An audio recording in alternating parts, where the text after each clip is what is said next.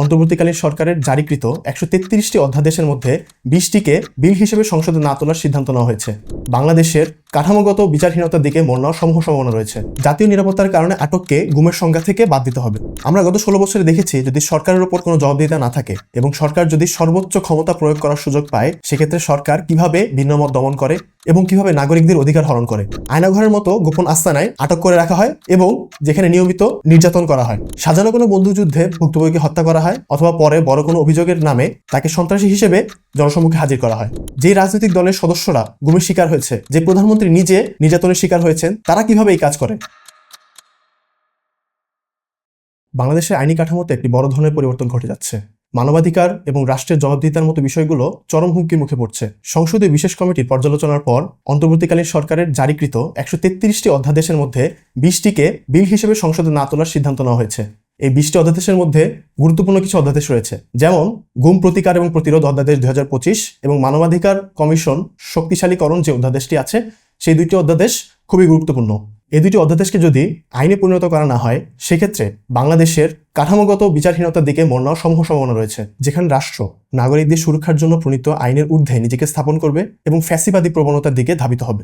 ২০২৪-এর গণঅভ্যুত্থানের পর অন্তর্বর্তীকালীন সরকার গুম প্রতিরোধের জন্য গুম প্রতিরোধ ও প্রতিকার অধ্যাদেশ ২০২৫ প্রণয়ন করে। এই অধ্যাদেশে গুমকে একটি চলমান অপরাধ হিসেবে সংজ্ঞায়িত করা হয়। এই অধ্যাদেশে গুমের সর্বোচ্চ শাস্তি নির্ধারণ করা হয় মৃত্যুদণ্ড অথবা যাবজ্জীবন কারাদণ্ড। সিদ্ধান্ত নেওয়া হয়েছিল, নির্বাচিত সরকার এলে সংসদে এই অধ্যাদেশকে উত্থাপন করা হবে এবং আইন হিসেবে প্রণয়ন করা হবে। অধ্যাদেশের ৬ষ্ঠ ধারায় বলা হয়েছে, রাষ্ট্রের অভ্যন্তরীণ রাজনৈতিক অস্থিতিশীলতা, জাতীয় নিরাপত্তা, রাষ্ট্রের কোনো জরুরি পরিস্থিতি অথবা সরকার বা কোনো ঊর্ধ্বতন কর্তৃপক্ষের আদেশে অথবা নির্দেশে গুম করা হয়েছে এমন অজুহাত গ্রহণ করা হবে না। অধ্যাদেশটিকে সংসদে না তোলা এবং আইন হিসেবে প্রণয়ন না করার পেছনে সরকারের যুক্তি হচ্ছে, জাতীয় নিরাপত্তার কারণে আটককে গুমের সংজ্ঞা থেকে বাদ দিতে হবে এবং রাষ্ট্রের আইন শৃঙ্খলা বাহিনী এবং নিরাপত্তা বাহিনীর সদস্যদের বিরুদ্ধে তদন্ত করার আগে সরকারের অনুমতি নিতে হবে।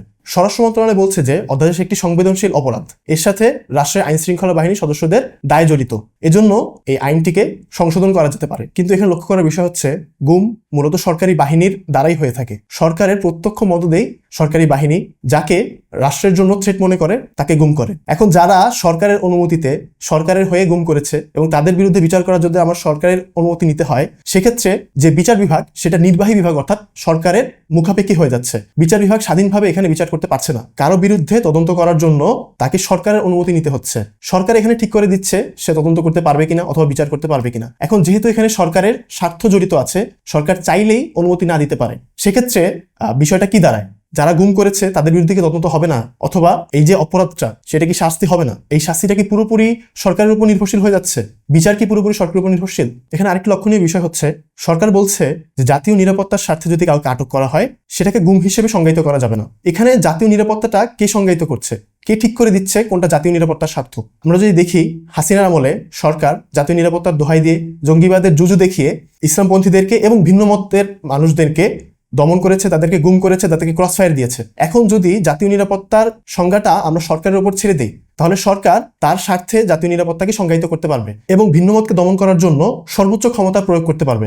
এই অধ্যাদেশের বিরুদ্ধে আইনমন্ত্রী আরেকটা যুক্তি তুলেছেন। তিনি বলেছেন যে এই অধ্যাদেশটি যদি আইন করা হয়, সেক্ষেত্রে যারা ভুক্তভোগী আছে তাদের প্রতি অবিচার করা হবে। মানবাধিকার কমিশন আইন এবং গুম প্রতিরোধ আইন যেভাবে করা হয়েছে অর্ডিন্যান্সে, সেটা করলে গুমের শিকার সদস্যদের প্রতি অবিচার করা হবে।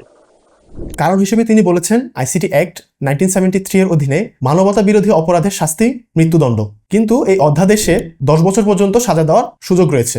আইনমন্ত্রীর এই যুক্তিটা আসলে ভুল। প্রথমত, আইসিটি অ্যাক্টে বলা হয়েছে যে যদি কেউ মানবতা বিরোধী অপরাধ করে, সেক্ষেত্রে ট্রাইব্যুনাল চাইলে তাকে মৃত্যুদণ্ড দিতে পারবে অথবা অপরাধের গ্র্যাভিটি বা অপরাধের ভয়াবহতা অনুযায়ী যে কোনো শাস্তি দিতে পারবে। অর্থাৎ এখানে সর্বোচ্চ সাজা হচ্ছে মৃত্যুদণ্ড, কিন্তু ট্রাইব্যুনাল চাইলেই তাকে অন্য যে কোনো সাজাও দিতে পারবে। এখানে সাজা নির্দিষ্ট করে বলা নেই।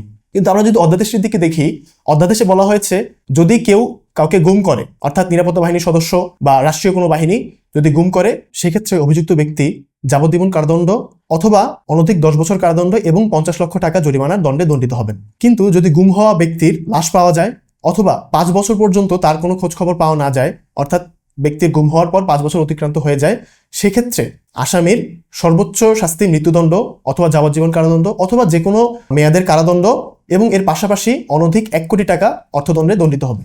অর্থাৎ এখানে নির্দিষ্ট পরিস্থিতিতে নির্দিষ্ট পরিমাণ সাজা উল্লেখ করা আছে। অপরদিকে আইসিটি অ্যাক্ট 1973 এর মানবতা বিরোধী অপরাধের যে আইনটা আছে সেটা একটি বিস্তৃত আইন। এখানে নির্দিষ্ট করে কোনো সাজার কথা বলা হয়নি অথবা কোনো পরিস্থিতিকে নির্দিষ্ট করে দেওয়া হয়নি। এক্ষেত্রে সরকার সহজেই আইনকে পাশ কাটিয়ে যেতে পারে অথবা আইনকে ম্যানিপুলেট করতে পারে, যেমনটা আমরা হাসিনার আমলে দেখেছি। হাসিনার আমলেও আইসিটি অ্যাক্ট 1973 ছিল, কিন্তু তা সত্ত্বেও হাসিনা স্বাধীনভাবে গুম করেছে, ক্রসফায়ার দিয়েছে এবং আইনকে সে পাশ কাটিয়েছে, ম্যানিপুলেট করেছে।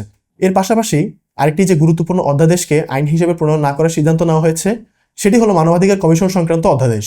এই অধ্যাদেশটির মূল লক্ষ্য ছিল রাষ্ট্রীয় বাহিনীর বিরুদ্ধে তদন্তের ক্ষেত্রে মানবাধিকার কমিশনকে স্বাধীনতা দেওয়া এবং কোনো সদস্য নিয়োগের ক্ষেত্রে রাষ্ট্রীয় হস্তক্ষেপ থেকে কমিশনকে মুক্ত রাখা।